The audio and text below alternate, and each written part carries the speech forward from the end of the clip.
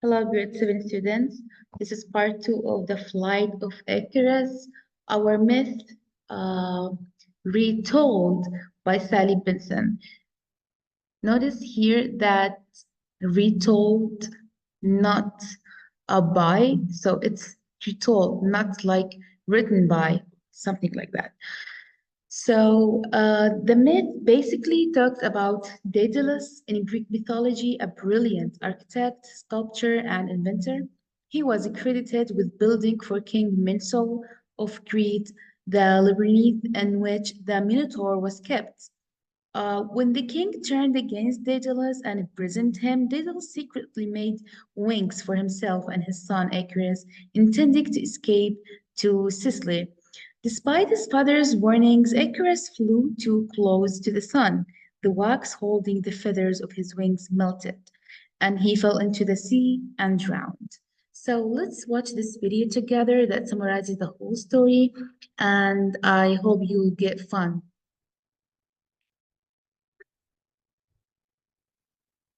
Okay, so this is the video, and I want you to have fun and get the idea of how the myth works, how the myth tells the stories, and who's Daedalus, who's Icarus, and the whole story. So enjoy.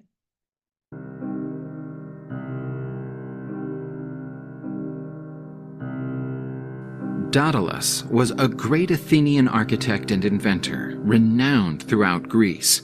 Athenian is the capital or like the center of Greek, and in Greek, like in Old Greek, in ancient Greek. But after committing a dreadful crime, he was forced to flee Athens. To escape from the grip of justice, he became a refugee on the island of Crete, the land of the mighty King Minos.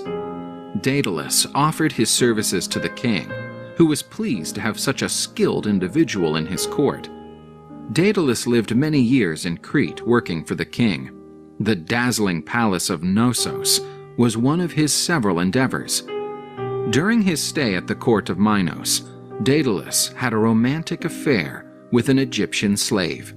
Together they had a son, who would become known as Icarus.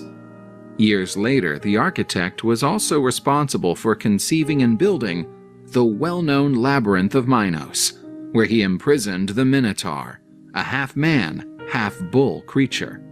However, all these efforts did not prevent him and his son Icarus from being imprisoned in the labyrinth of King Minos, accused of conspiring against the king by helping the hero Theseus to defeat the Minotaur.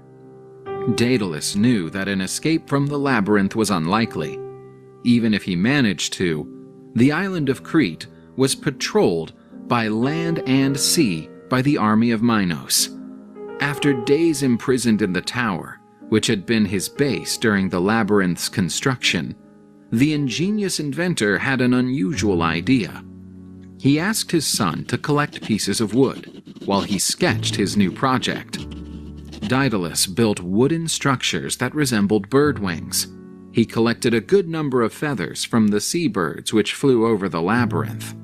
Then, he finished his invention by gluing them with beeswax.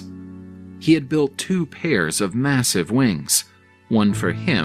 Guys, I want you to remember the detail that the wings are fixed or that are made with wax, not only feathers, as also wax. And one for his son.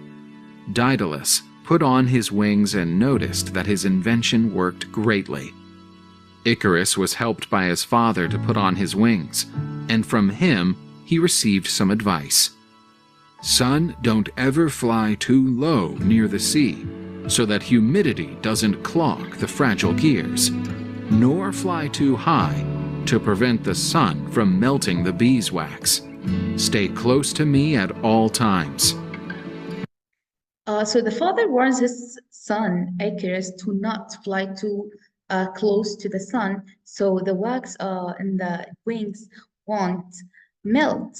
Let's see. Daedalus and Icarus climbed to the top of the tower. Then they bravely took off.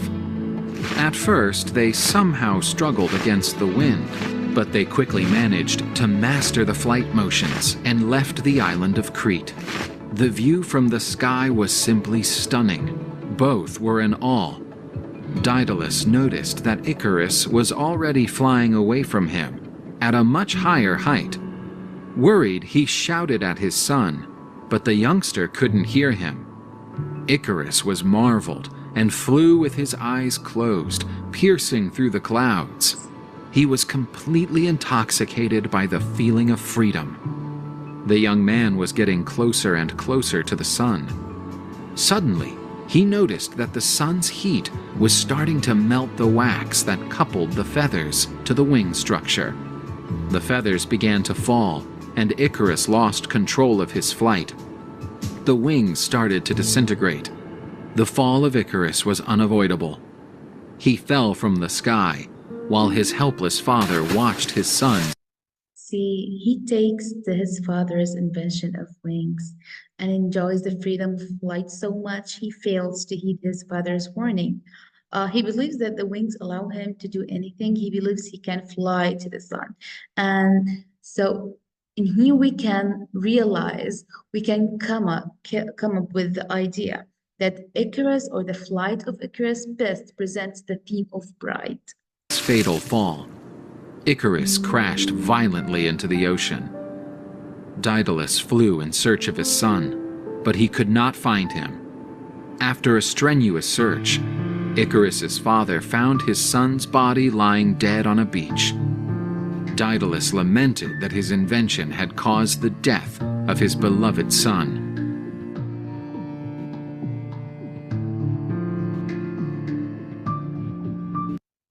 So the lesson that is understood in this story, in this myth, is typically as a warning against overconfidence and recklessness, guys, and the consequences that can result from ignoring short advice or pushing the limits of one's capabilities. Like we always say, do what you can do. Never cross the limits. It's no harm to cross the limits, but when you cross the limits too far, no, it's harmful, right? So this is our story for today. I hope you enjoy it. Hope you enjoy this class, guys, as I did. So this, see you next video.